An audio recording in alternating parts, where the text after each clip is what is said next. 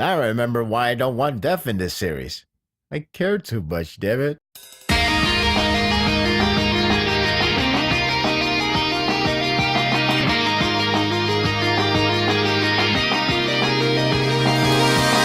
Ohan took a nasty loss against Gyoan, but not without a stab to the arm.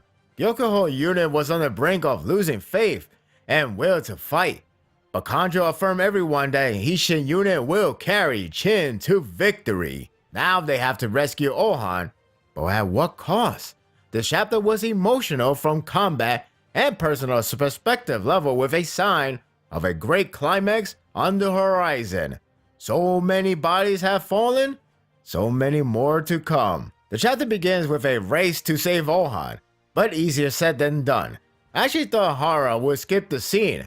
I wish he did. It's not because it's boring. On the contrary, it's exciting, but with a price. Fear of witnessing more lives going out. It wastes no time to embark in an adrenaline rush, save and run scenario. More Gyokoho men lose their life for their beloved young master. Shotaku knows that someone strong must pay a sacrifice to distract them, while everyone else runs with Ohan. Sadly, one volunteers the idea, and that one is Kyuko. He's the one to take the fall, and despite the sadness that comes from his last words, it's a great send-off altogether. He is battering against the 10 spears solo, and he's doing an impressive job for someone who isn't the like of Ohan or Shin. That said, it doesn't mean he has a fighting chance to survive. The series made it abundantly clear. Once you enter a pit of strong enemies alone, you're good as dead. Each strike toward him got me cringing, but the fatal stab to the body is what sealed his fate. While fighting, Kyuko has a touching speech to deliver for Shotaku, who is tearing up, witnessing his final action. It's disheartening to hear a man who promised in the past about living to the end as Gyokoho members can no longer fulfill that wish. For his final send-off, he smiles proudly to sacrifice his life for Ohan, and it was well worth dying for. That smile got to me as well as Shotaku's cry. It's not his day at all. Kyoko fights on, but at last he dies by multiple stabs. I'm amazed how much this hits me, but for a send-off, it was well done. Shin wasn't aware before the situation with Ohan and Gyokoho in peril, which gave me a bad feeling. I thought the damage for them would continue on as Shin would continue to do his job on his front. Shin does pick up on the eerie atmosphere, better late than never. I do think his concern shows maturity on his relationship with Ohan. Despite the never-ending grudge between them, Shin does care for his safety under the words of rivalry. It wouldn't be the last, as the later scene highlights it with more meaningful moments. There's a couple of interesting aftermath effects from this day. To begin with, despite Shin unaware of the current position, Gyokoho did in fact escape, but the price was made. Kyuko and others have lost their life to save Ohan. The upside is they managed to take down 4 10 Spears member. Now there's 6 Spears. Sounds like a pun opportunity for an action star.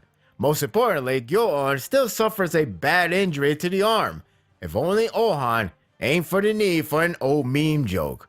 Seriously, Gyoan needs a treatment immediately. It's not determined how bad it is, but this could be beneficial for Shin if he were to be handicapped. This leads to the end of day 13 with everyone falling back. Fortunately, Banyo lives for another day. Lucky him. I wish I could say the same for everyone else. Kanjo continues to earn my great respect. Whether the feeling of karma or guilt, it is painful for him to be seen responsible for Ohan's downfall. While others defend him, he more or less accepts the blame. More importantly, he wants a time to pay his condolences to Kyoko's death. Now I feel bad for him even more.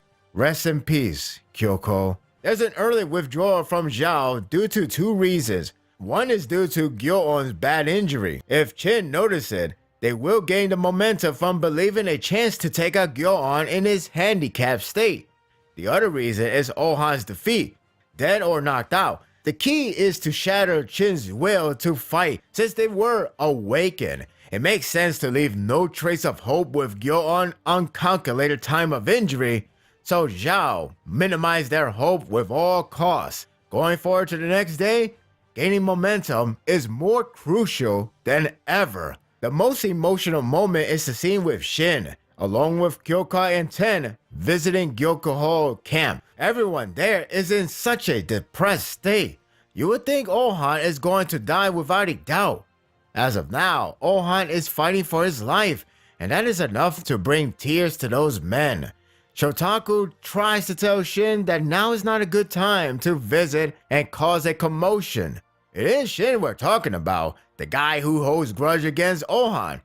Shockingly, yet welcoming, Shin displays a moment of maturity that astounds me. The loudmouth side of his personality is absent until the end, more or less, so we are treated with his mature and caring side. He calms Shotaku down politely, like he has become a messiah. Joking aside, I like the change of tone in him, especially confronting Banyo, who is bawling in tears. Shin wants everyone to know Oha will not die from this.